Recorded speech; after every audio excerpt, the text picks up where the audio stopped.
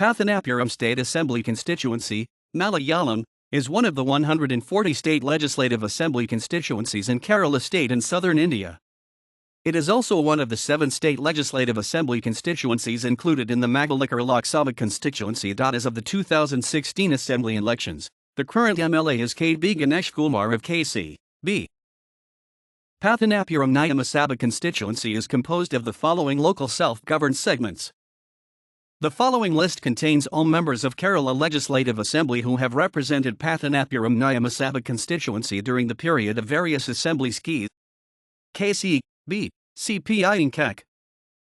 Percentage change, plus or minus %, denotes the change in the number of votes from the immediate previous election.